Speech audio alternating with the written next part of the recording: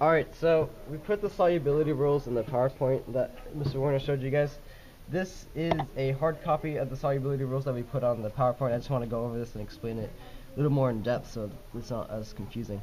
So we look at this chart and we see soluble.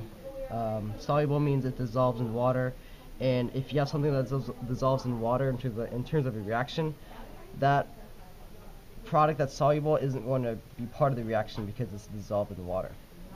So with let's start with the first one, alkali metal ions. If I take any anion, so say I take chloride and I add it to Na, so NaCl, that product is going to be soluble. It's going to dissolve in water. As well, if I add Cl or any anion to any of these cations right here, that product is going to be soluble. We go down the list, we see nitrates, ammonium, chlorate, and these three have the rules that apply to the Na, Ca, K, Cs, and Rb are the same for NO3, NH4, and ClO3. Any anion or cation added to these ions will create a soluble product. So we get down to chloride, bromide, and iodide ions. Like these ions above, any cation added to ClBr(I) will be soluble. If you look to the side over here, the side table, it says unless they also contain these ions, they make them insoluble. So what this means, if I have Ag and I add to Cl, typically if this wasn't here, you would think AgCl would be soluble because Cl is on those lists. But you see Ag on the side combined with Cl, and because this makes them insoluble, AgCl will be insoluble. So anything with AgBr, AgI, or any combination of these anions and these cations. We got on the list of sulfates. The same exact rules apply to chloride, bromide, and iodide. Typically, this will be soluble unless added to these cations, Ca, Ba, Pb, and Sr, and as well to acetate C2H3O2. So now we move to the insoluble ions. Like the soluble ions, anything added to these ions will make the product insoluble, or not dissolved in water, and therefore will be part of the reaction. So this list is pretty basic. We have hydroxides, carbonates, phosphates, sulfides, chromates, sulfites, fluorides, and O2s or oxides. Make sure to consider that sulfites and sulfates are on two separate tables. Sulfates are soluble while sulfites, SO3 2-, are insoluble. So with that said, any ion reacting with these ions will yield a insoluble product.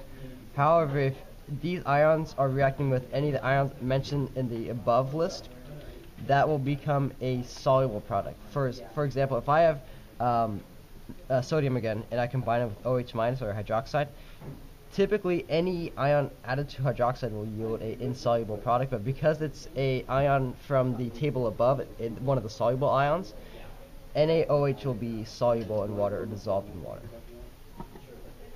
So we move down to some example problems. Like I said earlier, if we take NaCl, so we know Na is an alkali metal and a soluble ion, and then Cl, it's also a soluble ion unless combined with Ag, HD, Pb, or Hg or Pb. Obviously, Cl isn't combining with those, so that product is going to be soluble. Go to the next one. We have ammonium plus bromide.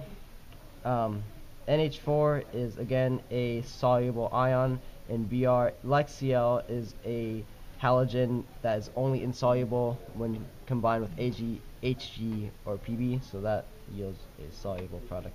Let's go down to the first insoluble example. We have MgCO3, or magnesium carbonate. We know Mg isn't on the list, so we can't really determine its solubility from that ion alone. But we know that there's a carbonate, and we know that a carbonate is insoluble in water combined with any cation, unless it's one of the insoluble, unless it's combined with one of the soluble ions in the table above, like Li, Na, K, Cs, or Rb. Obviously, Mg isn't one of those, so it's going to be yield a insoluble product, or not dissolved in water.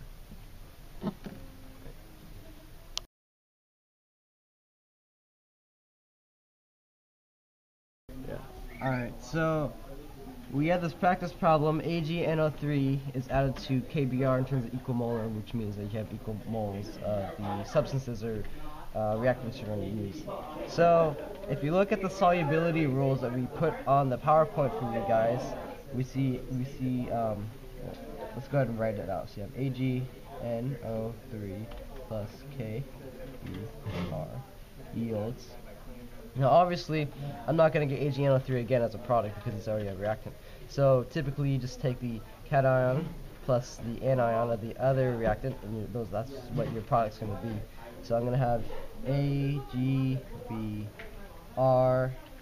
plus KNO3. So if I look at my solubility rules, I see that a nitrate NO3 is soluble, and again, the potassium is alkali metal, so that's going to be soluble too. So I can take this out and cancel this because it's going to be soluble. It's not going to be part of the reaction. So because NO3 isn't going to be part of the reaction, and neither is K, I can take out this NO3 and I can take out this K in the products as well, because that's part of the products, and if this isn't in the reaction, neither are these reactants. So my net ionic equation for this is Ag plus Br minus yields AgBr in a solid form because it's the precipitate.